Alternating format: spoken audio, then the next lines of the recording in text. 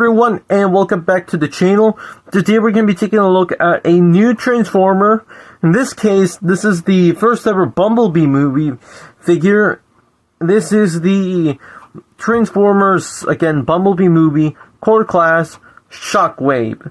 Now, I'm really excited to do this one. Again, this is actually the only Bumblebee movie figure I have in my collection, so I'm sorry, don't expect many other Bumblebee movie videos in the channel for now, but let's start off with the box. We have ShockWave's packaging. Again, he comes with a slightly removable backdrop, which is the War on Cybertron. A really good render of ShockWave. He would have his name, Studio Series. He's a Decepticon, core class. He transforms in 13 steps to this kind of Cybertronian tank. And here's another render of the character. He's an authentic Transformer, but that's kind of it for the packaging. Let's take a look at the figure. And I almost forgot to show the manual for ShockWave, and that's kind of it for the packaging. Now let's take a look at ShockWave himself. So here we have core class ShockWave, and as ShockWave would say in his only line in the Bumblebee movie, "Destroy the launch pad, let none escape." I kind of find funny the kind of voice ShockWave always had, like the "Do not worry, Megatron, Cybertron will stay as you leave it," or something like that. I really like this ShockWave figure. Like, this is my first ever ShockWave, and I really like how he looks. Zooming in, for example, of course, his iconic Cyclops eye. The painting has been really well done, especially for a core class. For such a small figure, like, even there are companies who make even larger figures with less detail. Here we have his cannon, which is actually removable in this case, instead of being attached to his arm like it should be. But you'll see that why in the transformation. The only thing I'd say is missing is a kind of tube that connects to from the back to his blaster. And that was also in the movie. Really nice detail all around. And the only inaccurate thing would be the sort of treads he has at the back of his arms and the back of his legs, but you'll see that because of the transformation. And overall, in terms of his look, he definitely does look like ShockWave. And I honestly really like the design he has for the Bumblebee movie, hoping that someday he'll come back in this design, because here's the thing. I honestly prefer the Bumblebee movie designs for characters like Starscream, Soundwave, Shockwave. I prefer those over the Michael Bay era designs. I just love the more G1 feel these have. But there's not really anything else I can say apart that he definitely looks accurate, although I kind of find it weird how there's a core class ShockWave, but not a larger ShockWave. Like, ShockWave is always one of the larger characters. He should be around at least a Voyager class, at most a leader class. So I find it weird that he's a core class in this occasion, and there's no, like, larger scale version to coincide with this one. I mean, I'm pretty sure they're working on it. Like, why would they shrink down ShockWave to this size and not give a larger one later on? I'm pretty sure a larger one's in the works, but I think I'll just stick with this core class. But let's take a look at the articulation. First off, he can rotate his head all the way back here, and this will be important for transformation later on.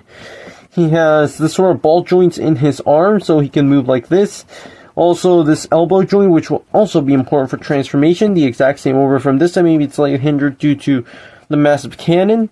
He has this kind of movement on the legs, and this kind of split, which will be important for transformation. And he also has some slight knee bend, and a move here at the foot, which will also be important due to the transformation. And there's not really much else I can say about the articulation part of that. It's definitely ShockWave.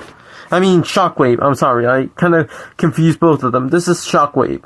And that's kind of it for the articulation. Let's take a look at his accessory.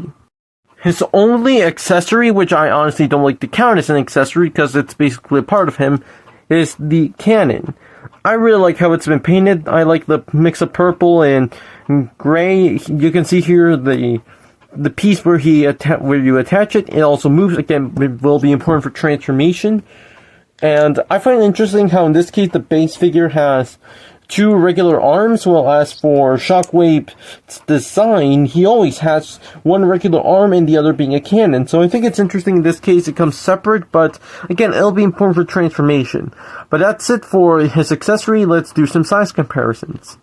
First comparison, here we have Core Class ShockWave next to the only other Core Class figures I have in my collection, that being Dinobot Scar, one of the most viewed videos on this channel, and Core Class Rise of the Beasts RC. And I really like how versatile the Core Class size is here, because 2 of these characters are meant to be larger characters shrunken down, while as RC is meant to be on scale with these. And fun fact, I could have actually, instead of getting ShockWave, I could have bought the Core Class Bumblebee movie of Ravage. But the reason I didn't buy Ravage is because I don't have any Soundwave figures. So I thought it wouldn't make any sense to have Cassetticon without Soundwave. So Soundwave is definitely on my plans. But overall, I like the Core Class size. They're very cheap. They're $10, around 10 to 12, at most $15, and they're very worth it. These are probably going to be like the main Transformers I collect because they're the cheapest. But that's kind of it for these size comparisons. Let's take a look at ShockWave next to some larger characters. And now for a deluxe class comparison. Here we have Bumblebee movie ShockWave next to Bumblebee himself from Transformers Rise of the Beasts. And yeah, this is super way off scaling. In this case, of course, ShockWave should be around, again, either a Voyager or a Leader. But this is probably going to be the only ShockWave figure I have, so don't expect any other ShockWave videos. I still have to do one on Bumblebee, though. But I really like how they look, even though, of course, ShockWave is super out of scale. I really like how he looks next to Bumblebee. And the final Transformers comparison, here we have Core Class ShockWave next to the Voyager Class Mainline Optimus Prime. And again, super out of scale. I'm pretty sure like a Leader Class ShockWave would work perfectly in this case, because ShockWave has always been a massive character. But I do kind of like the small scaling in this case. Again, ShockWave was only $12. And overall, I think he's a really fun figure. In this case, next to Optimus Prime, sure, he's super out of scale, but unless you had like a really large distance, that's mainly how I display them. But that's kind of it for the Transformers comparisons. Let's do some non-Transformers comparisons. First non-Transformers comparison, here we have Core Class ShockWave next to Jakks Pacific 4-inch Modern Sonic and 2.5-inch Classic Sonic. And I think it's kind of funny how they're around the same price, the Core Class to the 4-inch Sonic figures. And I do definitely think that I'm going to stick with this kind of collection. I'm not going to get stuff like super expensive, SH Figuarts or Revoltech, etc. Nah. I'm perfectly fine with these mainline stuff. But that's it for Sonic comparisons. Here is ShockWave next to the Moose Toys Bugs Bunny, and again, hilariously out of scale, of course. ShockWave should tower over any of these other characters, but there's not really else I can say apart from the fact that he's super out of scale, just to showcase how out of scale he is specifically. And finally, just to add more insult to injury, for the scale, here is ShockWave next to the Marvel Legends Star-Lord and She-Hulk. Again, hilariously out of scale, but it's a Core Class. We can't really ask it to be on scale. It's always going to be a lot smaller than everyone else, but that's it for the size comparisons. Let's go into the transformation. So, starting off here with ShockWave's transformation. Now, first thing, remove the cannon. Of course, this looks weird because he now has 2 humanoid arms, but you'll see that why during the transformation. Something I find interesting about ShockWave's transformation is that he never transformed in the movie. Like, the Cybertron scene, of course, the best part of the whole movie, was pretty brief. It only lasts at most ridiculously 5 minutes. Yeah, those are the best those 5 minutes alone to me are much better than the entire Michael Bay era. But the point is that because of how brief the scene is, none of the characters apart from Bumblebee transformed.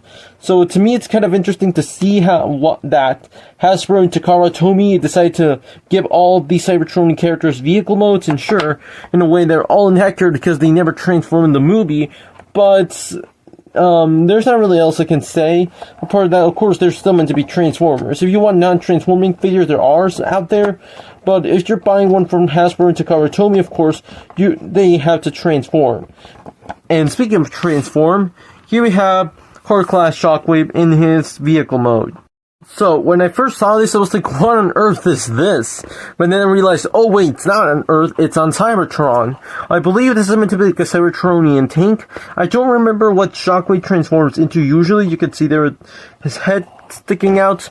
The turret is kind of posable because of the figure's articulation. It can slightly go up and down like this, and again, it doesn't ever happen in the movie, but it's cool that they decided to give him a transformation. But I'm glad that, apart from the treads in the back of his arms here and the back of his legs here, they didn't really compromise the robot mode. But let's do those same comparisons again now in vehicle mode.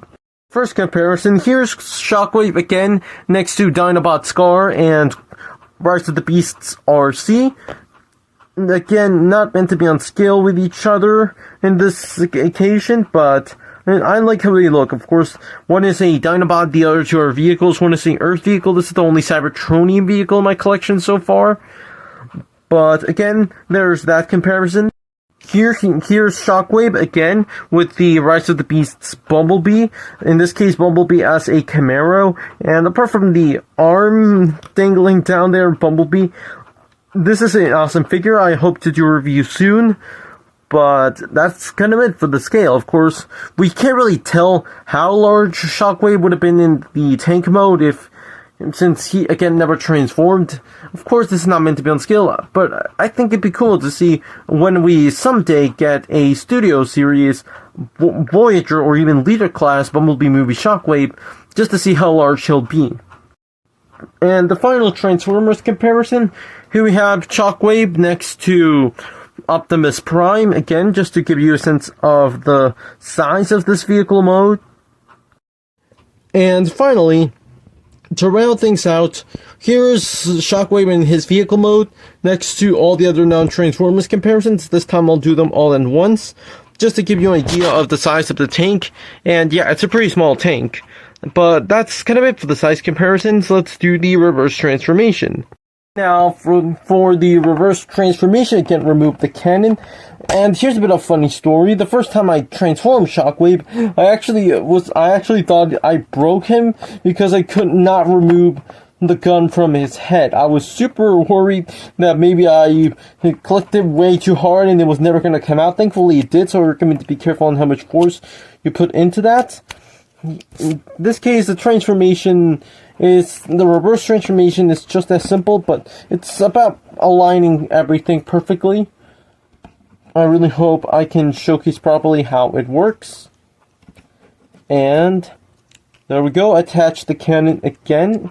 I'm really curious on how other ShockWave figures transform, because in this case you remove the cannon, but in this case you do remove the cannon, but in the other figures are meant to be stuck in place. And there you go, there's ShockWave. So, overall, ShockWave, the most honest and humble Decepticon according to Megatron, is a fun core class figure. Again, I'm surprised there's no larger version of this, but until this point, this core class is pretty fantastic. Very nicely detailed. Again, I'm pretty sure a lot of people will be confused on why he's so small, because again, ShockWave is usually a very large character. But overall, I think this figure's a lot of fun. I really recommend him. Maybe you want to start collecting Transformers, but you don't want to pay too much for stuff like Deluxe, Voyager, Leader, etc. I think it's nice to start off collecting Core Class. I'm mainly going to collect Core Class because, they're the cheapest and I don't have enough money to constantly buy stuff like Deluxe or Voyager. But overall, this is a really fantastic ShockWave figure. But that's it for this video. Thank you so much for watching. Please let me know in the comments what you think about this ShockWave figure and the core class in general. And if you'd like to see more Bumblebee movie videos, I would like to have more of the Bumblebee movie characters. Specifically, the Bumblebee movie Soundwave is one I really want to get. But that's it for this video. Thanks for watching.